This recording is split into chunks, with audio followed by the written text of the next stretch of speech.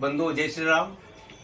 मैं कृष्णकांत शर्मा देवास मध्य प्रदेश से एक बार पुनः आपके बीच में उपस्थित हूँ। आप सभी का बहुत बहुत स्वागत करता हूँ, अभिनंदन करता हूँ। भगवान राम जी के चरणों में अपने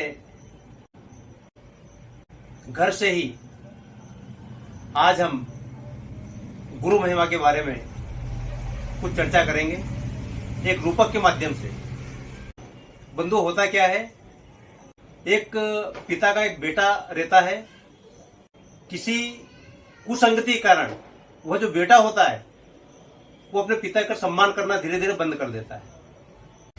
अश्रद्धा के कारण पिता का जो वरद हस्त है वो बेटे के सिर से हट जाता है।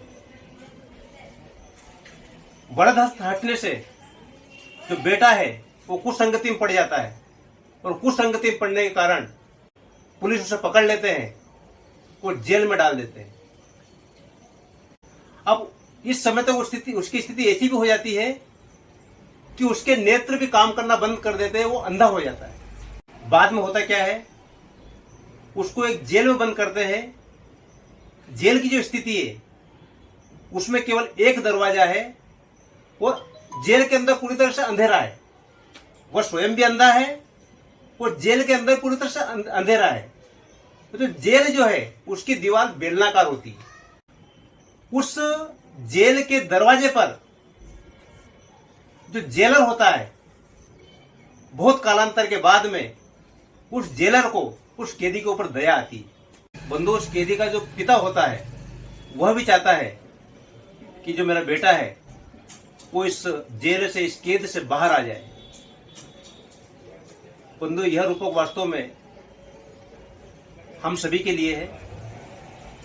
हम सभी भी परमपिता परमेश्वर के पुत्र हैं।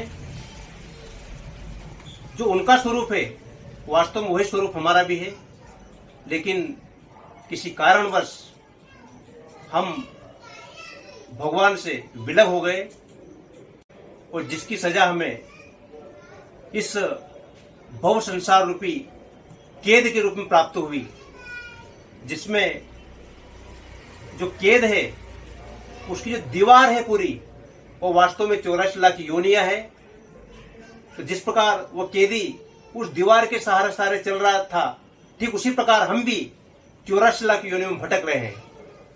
और बंधुओं, जिस प्रकार उस जेल में, उस कैद में एक दरवाजा था, ठीक उसी प्रकार इस भव संसार रूपी जो विभिन्न प्रकार की योनियां हैं उसमें वास्तव में मानव देह यह इस भव सागर से बाहर निकलने का एक दरवाजा है, एक द्वार है।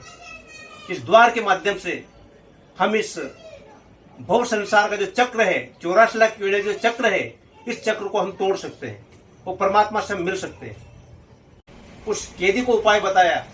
ठीक उसी प्रकार जब तक हमारे ऊपर सद्गुरुदेव की कृपा नहीं होगी तब तक हमारा इस भव सागर की जो 84 लाख योनियां है, इसका जो दुष्चक्र जो चल रहा है, इस दुष्चक्र से हम कभी मुक्त नहीं हो सकते जब तक कि हमारे ऊपर सद्गुरुदेव की कृपा नहीं होगी। और सद्गुरुदेव के वचनों को जब मानेंगे, उनको जब अंगीकार करेंगे और इस नरदेह में नारायण के भजन करेंगे, तब निश्चित रूप से गुरुदेव की कृपा से हम भी भगवान के चरणों को प्राप्त करेंगे। उनके चरणों की प्राप्ति हमें भी निश्चित रूप से होगी, लेकिन उसके लिए शर्त है कि हमें सच्चे सद्गुरुदेव की प्राप्ति हो और सद्गुरुदेव की कृपा हमारे ऊपर हो। उसके लिए आवश्यक है भगवान के नाम का सतत स्मरण, भगवान के नाम का हमारे व्यवहारिक जीवन में समावेश। तब कहीं जाकर के गुरुदेव की कृपा हमारे ऊपर होगी। और जिस प्रकार उस जेलर की कृपा उस कैदी के ऊपर होती है और अंततः वो जो जेलर साहब है उस कैदी को बाहर निकाल ही देते हैं, ठीक उसी प्रकार जब हमारे ऊपर गुरुदेव की कृपा होगी तो निश्चित रूप से हम इस भव रोग से मुक्त हो जाएंगे, इस भव संसार को पार कर जाएंगे और हमें भगवान के चरणों की प्राप्ति हो जाएगी। बंधुओं, ये जो रूपक है वास्तव में सद्गुरुदेव की महिमा को इंगित करता है। तो हमारे हृदय में भी सद्गुरुदेव भगवान के प्रति श्रद्धा प्रकट हो। और जैसा कि कहा गया है, श्रद्धावान लभते ज्ञानम, ठीक उसी प्रकार जब सद्गुरुदेव की कृपा होगी तो निश्चित रूप से हमें विवेक की प्राप्ति होगी। और जब विवेक की प्राप्ति होगी तो हम भगवान राम के गुणों का गुणानुवाद करेंगे, उनके चरित्र को गाएंगे, उनके नाम का स्मरण करेंगे। और जब ऐसा होगा तो निश्चित रूप से हम सभी का कल्याण होगा।